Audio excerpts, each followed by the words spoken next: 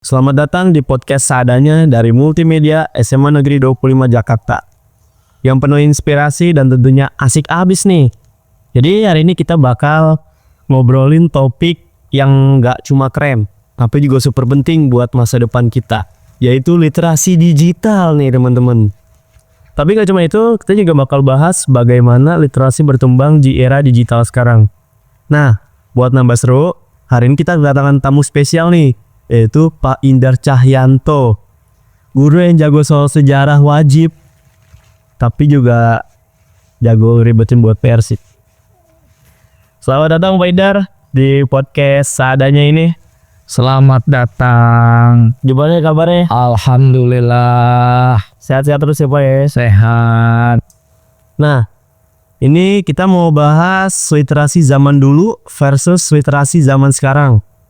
Apa sih sebenarnya tuh yang makin melek di literasi zaman sekarang ini? Atau justru malah makin kebanjiran informasi tanpa tahu cara mengiranginya? Nggak ada bedanya mas. Cuman tingkat perbedaan zaman saja yang sangat berkembang. Kalau dulu tidak ada yang namanya HP, tidak ada yang namanya internet, tidak ada yang namanya teknologi. Dulu serba manual, buku manual, kemudian telepon pun juga masih telepon rumahan. Jadi serba manual. Kalau hari ini adalah serba digital karena perkembangan ilmu pengetahuan yang sudah semakin berkembang dan semakin maju. Oke, sebelum masuk ke topik yang lebih serius nih, saya mau tanya dulu ke Bapak. Kalau ngedengar kata literasi tuh, apa sih yang ada di lintas pikiran Bapak tuh? Kalau mendengar kata literasi, pasti pada umumnya orang mengatakan bahwa literasi itu membaca, literasi itu menulis. Padahal sejatinya adalah bagaimana kita memahami persoalan yang ada dalam diri kita itu untuk dijadikan proses membaca, proses menulis. Orang yang berliterasi, orang yang namanya literate, artinya orang yang memiliki kemampuan untuk bagaimana dia membaca, bagaimana dia menulis. Menulis apa? Menulis terkait dengan hidupnya, kehidupannya. Karena proses kehidupannya perlu ditulis sehingga nanti orang lain perlu tahu siapa sejatinya kita. Siapa sih umpama Zidane, siapa sih Ahmad Zaidan. Oleh karena itu kita perlu menulis. Tulisan itu nanti akan dibaca oleh generasi yang akan datang. Oke, itu menurut Bapak ya. Kita langsung masuk ke pertanyaan serius ini, segmen pertama. Jadi kita akan membahas tentang literasi itu apa, dari tradisional ke digital. Banyak orang masih mikir kalau literasi itu cuma tentang bisa baca dan nulis. Tapi menurut Pak Indar, apakah literasi itu sebenarnya tentang kemampuan memahami, menganalisa, dan mengkritisi informasi? Literasi itu sejatinya adalah bagaimana kita mau memahami terhadap teks konteks yang ada di dalam kehidupan kita. Artinya ketika kita membaca, ya membaca apa yang sejatinya yang terjadi dalam hidup kita gitu kan. Membaca apa yang kita lakukan, membaca apa yang kita harapkan sehingga nanti kedepannya bisa berpengaruh terhadap orang itu. Nah, ketika kita melakukan proses membaca, maka itu kan sebuah proses habit, proses kebutuhan, proses apa yang orang lain itu dibutuhkan, orang itu membutuhkan terhadap proses bahan itu. Kadang kalau kita membaca pun kita malas. Kenapa malas? Karena memang tidak ada sebuah panggilan dalam dirinya untuk bagaimana membaca. Sejatinya dalam Al-Quran itu sudah mengatakan bahwa Iqra, membacalah. Kan itu kan sebuah esensi dari bagaimana kita sebagai orang Islam atau sebagai manusia yang ciptakan Tuhan itu harus membaca. Oke.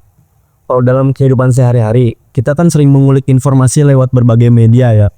Menurut Pak Indar nih, apa perbedaan antara literasi tradisional dan literasi digital dalam hal cara kita menyerap informasinya? Kalau literasi tradisional kan kita kan masih menggunakan cara yang seperti menggunakan buku buku-buku yang tidak menggunakan digital. Artinya buku itu yang masih buku cetak.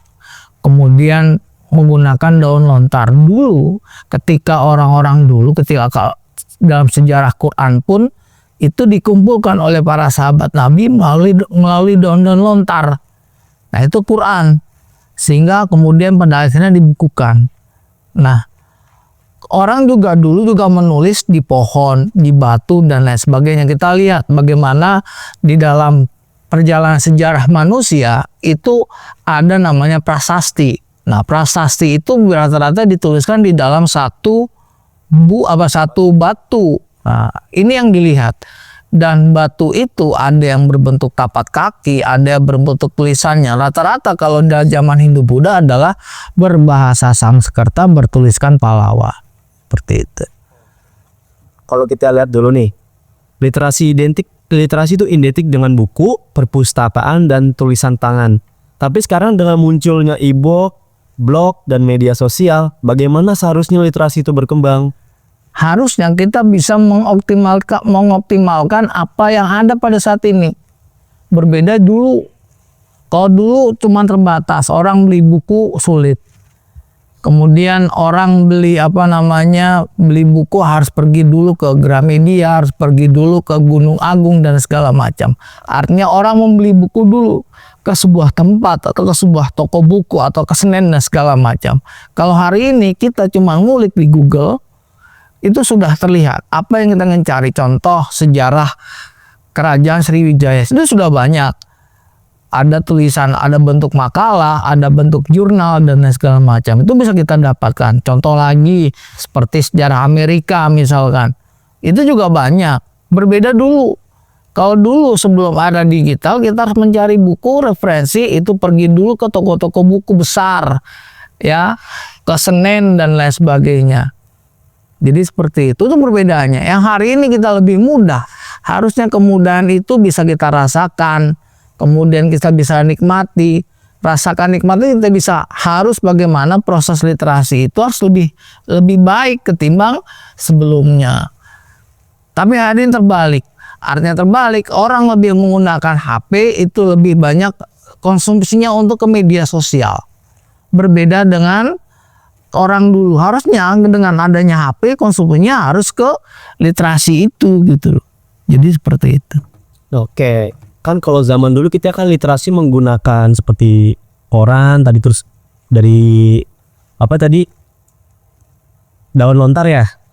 Nah, kalau sekarang kan udah gampang banget nih, pakai HP udah ketemu ya kan. Menurut Bapak, ini perkembangan positif atau negatif? Ya artinya apa ada bahaya juga nih? ya setiap proses ada positif dan negatif. Positifnya kita gampang, kita mudah. Artinya kita tidak perlu lagi pergi ke toko buku. Itu positifnya. Kemudian kekurangannya, ya kita membutuhkan energi. Energi pertama adalah terkait dengan kebebasan kita untuk membaca. Kan tidak, orang itu membaca menggunakan ponsel itu kan terbatas. Karena ada pencahayaan, itu kan terbatas juga. Pasti ada untung dan rugi. Apa banyak untungnya atau banyak ruginya? Ya bagi saya adalah dengan perkembangan hari ini justru lebih banyak untungnya. Kita bisa mendapatkan sesuatu yang belum kita dapatkan sebelumnya. Kalau dulu mengakses informasi itu tidak bisa 24 jam. Hari ini kita mengakses informasi di dalam kehidupan kita bisa 24 jam. Bahkan kita mau tidur pun kita bisa melihat terkait dengan berita yang terjadi di benua lain. Ya seperti itu. Oke, ada yang bilang nih, baca itu penting, tapi yang lebih penting tuh adalah paham apa yang dibaca. Nah, gimana caranya supaya kita nggak cuma baca doang, tapi juga memahami isi dari berita tersebut, Bapak? Artinya kalau kita pengen baca itu, ya kita paksakan. Membaca itu kita paksa. Kalau kita tidak paksakan untuk membaca, kita tidak mungkin kita untuk bagaimana untuk memahami. Membaca buku setebal 100 halaman, itu harus dipaksakan. Zaman hari ini segala sesuatu harus dipaksakan, khususnya untuk membaca. Ya, membaca itu harus dipaksakan, karena dengan membaca itu ada sesuatu yang apa namanya, yang mengalir dalam benak kita. Kemudian dengan membaca itu ada logika yang ingin kita kembangkan, ada sebuah pemahaman yang kita ingin capai. Artinya ketika orang banyak membaca, orang lebih banyak mengetahui apa sesungguhnya yang akan terjadi dan apa sesungguhnya yang akan kita jalankan. Jadi seperti itu. Berbeda dengan orang tidak suka membaca. Orang tidak suka membaca, dia malas. Dia tidak mau bergerak. Biasanya orang yang mau membaca adalah orang yang mau berkreativitas. Kemudian kreativitas lah, karena dia harus banyak membaca. Membaca itu kan tidak perlu dengan buku teks, tapi ada buku digital dan lain sebagainya. Jadi seperti itu. Kan Bapak sebagai guru sejarah nih kan, pasti banyak tuh literasi-literasi tentang zaman dulu, tentang perkembangan teknologi gitu di zaman sebelum-sebelumnya. Pernah nggak sih Bapak nemu murid yang baca tapi malah kebingungan sama maknanya itu? Ya karena Gimana ya sama Bapak cara lain tuh? Ya karena dia nggak ngerti gitu, baca cuma sekali gitu kan. Kalau baca cuma sekali pasti nggak akan paham. Artinya kalau membaca itu harus 2-3 kali itu dia baru paham. Kemudian yang kedua, dia harus banyak literasi tambahan. Yang namanya sejarah itu adalah sebuah kajian ilmu yang memang menggunakan terminologi masa lalu gitu. Ketika terminologi masa lalu digunakan, maka kita harus mencari sumbernya. Sumber itu ada sumber primer, ada sumber sekunder. Nah, sumber itulah yang kemudian kita olah, mana yang jadikan patokan, referensi yang akan kita pegang. Jadi seperti itu. Kalau ada seorang siswa, sumpama dia salah membaca, artinya ada pemahaman yang memang memegang buku itu harus sering dijalankan, harus sering harus sering dibaca, gitu kan. Hari ini kan murid hari ini kecenderungannya adalah lebih banyak menggunakan HP, tapi HP-nya itu untuk kepentingan yang lain, bukan kepentingan untuk membaca, kepentingan persoalan yang lain. Persoalan membaca itu kan sejatinya harus continue. Ya, tidak membaca buku selesai habis itu enggak, terus gitu. Sebab kalau membaca pertama, membaca kedua artinya tidak continue, dia tidak mendapatkan apa-apa. Udah, situ Pak. Kita doakan. Lanjut ke segmen kedua nih Pak. Literasi di era digital antara kemudahan dan tantangan. Kita semua pasti sering banget scroll di media sosial kan, tentang baca berita online atau bahkan cari info-info di Google tentang apa yang terjadi di dunia saat ini. Tapi apakah dengan akses informasi yang super gampang ini kita malah lebih otomatis jadi lebih cerdas atau malah sebaliknya Pak? Ya tergantung orangnya. Kalau orangnya ingin cepat instan pasti. Tapi kalau orangnya ingin berproses, dia akan pintar. Jadi tinggal pilihan. Artinya proses yang cepat atau proses yang lambat. Kalau proses cepat, hasilnya pun akan cepat dinikmati, tapi tidak menikmati perjalanan-perjalanan yang dilalui. Tapi kalau lambat, itu kan ada perjalanan yang dilalui. Contoh ketika ada sejarah misalkan, membuat sebuah drama, kan ada bagiannya. Bagaimana dia membuat naskah, kemudian bagaimana menjalankan, ada tahapnya. Begitu juga dengan membaca. Kalau membaca, orang pintar itu dengan jalan terabas, dengan orang pintar dengan jalan yang berliku, ya itu pilihan. Hari ini dengan adanya AI dengan teknologi itu, ya orang semua terabas ulangan pakai AI misalkan, atau pakai metode yang lain, sehingga orang lebih cepat ingin mendapatkan daripada proses. Sejatinya adalah prosesnya dulu dijalankan, bukan hasilnya. Tapi terkadang kita kebalik, hasilnya dulu, baru proses. Oke. Terus pertanyaan selanjutnya nih. Banyak kan sekarang orang yang lebih memilih nonton video pendek ketimbang baca nih. Menurut Pak Indar, apa sih tanda kemajuan atau justru bikin generasi sekarang jadi makin malas berpikir tentang seperti ini? Kecerdasan manusia itu kan bukan hanya persoalan audiovisual, kinestetik dan lain segala macam. Ada yang senang mendengarkan video, ya nggak masalah. Dengan orang mendengarkan video pun dia juga akan pintar. Pintar dari mana? Mendengarkan cerita atau kejadian yang ada dalam video itu, gitu. Kemudian ada orang yang bergerak. Kemudian ada yang persoalan senang membaca. Tergantung bagaimana kecerdasan orang itu. Ketika orang kecerdasannya adalah audiovisual, menggunakan visual, ya sudah, nikmati itu karena memang kemampuannya itu. Karena Tuhan menganugerahkan itu. Ketika kinestetik bergerak, ya sudah, proses bergerak. Jadi ada sesuatu yang harus dicapai terkait dengan kecerdasan yang diterima oleh yang didapat oleh orang itu. Gitu. Kadang kalau kita lihat di berita tuh kan banyak banget tuh yang debat tapi tanpa sumber berita yang jelas. Itu menurut Bapak kenapa literasi digital tuh sangat penting?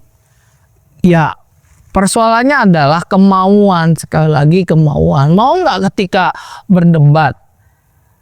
Kalau debatnya itu debat kusir yang tidak ada tidak ada maknanya, ngapain itu dihentikan. Tapi ketika debat itu ada maknanya, ada juntrungan, ada konklusinya, maka itu nggak masalah. Tapi debat itu tidak ada maknanya, kemudian debat itu menghasilkan konflik, ya tidak perlu seperti itu. Debat itu maka ketika kita mau berdebat kita harus punya referensi, punya bahan bacaan seperti yang kamu katakan tadi. Minimal kita mau membaca digital, ya karena di zaman sekarang kita tidak harus beli koran seperti koran yang ada. Kita di koran digital banyak.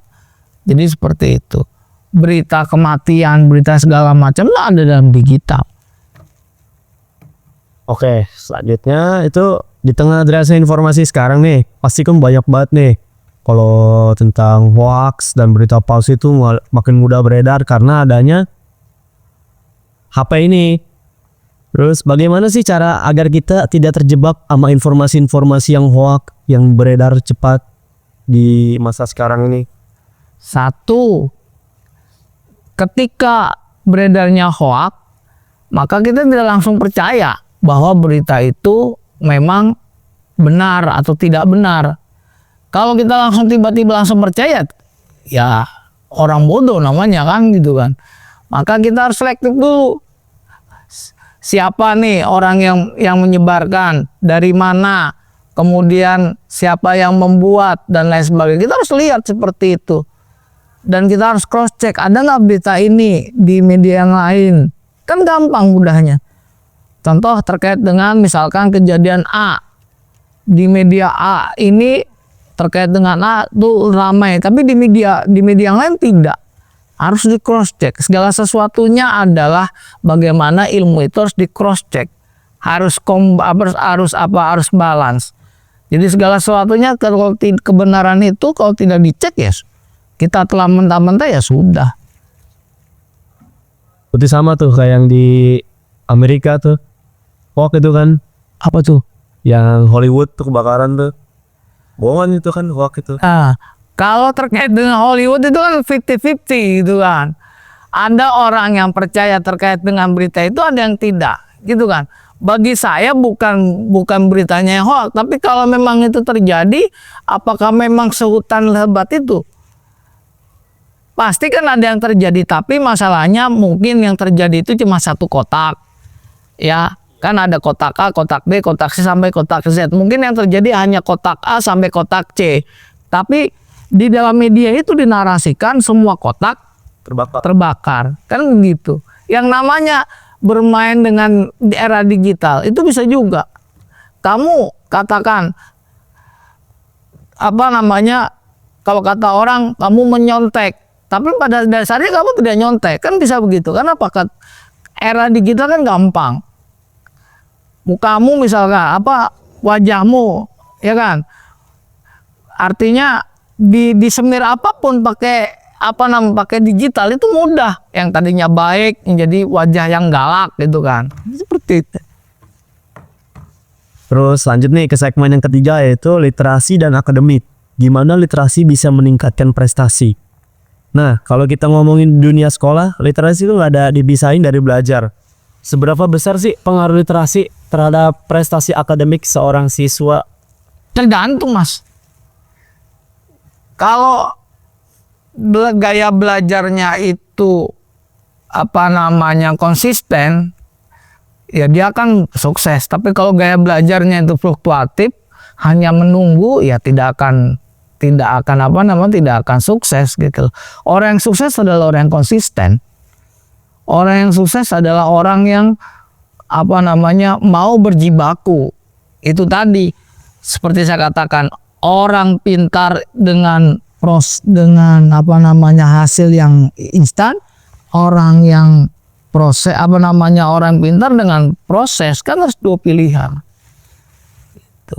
Jadi kalau seandainya kita cuman ingin pilih instan tapi tidak mau berproses, ya sudah. Begitu juga dengan kecerdasan apa yang kita miliki. Seperti hari ini saya bicara seperti ini, kamu bicara seperti itu, kan proses. Kan tidak ada yang ujuk-ujuk sukses, ujuk-ujuk dapat 10, ujuk-ujuk dapat cewek, ujuk-ujuk dapat apa gitu kan. Kan nggak bisa. Serba ujuk-ujuk kan. Iya. Terus lanjut nih. Banyak banget Pak sekarang Pak siswa yang bilang baca itu bikin bosen, baca itu bikin ini bla bla bla, mendingan nonton video aja. Ada nggak sih cara biar membaca itu lebih menyenangkan? Cara belajar membaca menyenangkan, ya tergantung sekali orangnya. Ya mungkin sewaktu-waktu kalian butuh yang namanya komik, membaca dengan komik. Sewaktu-waktu dengan cerpen, sewaktu-waktu dengan puisi, sewaktu-waktu dengan majalah. Artinya kita bacaan itu kita adopsi. Tidak lagi tidak harus buku mulu kan, harus cerpen, harus komik gitu kan, harus video. Jangan video-video ya, tapi video yang memang memiliki sebuah proses yang baik. Oke. Terus kalau literasi itu kan nggak hanya membaca, tapi juga ada menulis. Terus menurut Bapak nih gimana cara supaya kita lebih jago menulis dalam menulis artikel, blog, atau esai dengan caption yang berbobot gitu Pak? Satu, kemauan. Yang kedua, ketika ada ide, tuliskan. Yang ketiga, paksakan. Yang keempat, baca. Berarti yang penting tuh baca dulu atau pemikiran dulu nih? Ya ketika ada ide, tulis saja. Jadi seperti itu. Sama yang Iya, apa yang ada dalam pikiran tulis. Kan tulisan itu ada bentuk deskripsi, ada bentuk narasi, ada persuasi dan segala macam. Tinggal pilih mana. Oke, terus segmen terakhir nih Pak, segmen keempat. Meningkatkan literasi dari kehidupan sehari-hari, langkah nyata. Oke, kita udah bahas teori dan tentang literasi. Sekarang pertanyaannya, gimana sih cara kita ningkatin literasi baik yang tradisional maupun digital? Yang pertama kita harus konsisten. Lagi-lagi yang namanya persoalan literasi, kita harus konsisten.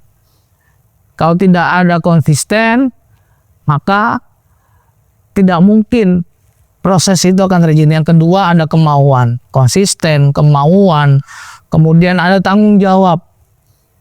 Yang keempat harus ada unsur kreativitas. Itu kan muncul semua. Jadi konsisten dulu nih. Kita paksakan konsisten. Baru kemauan. Dari konsisten itu kan baru ada unsur mau. Dari mau ada tanggung jawab. Baru hal itu baru ada sebuah unsur kreativitas.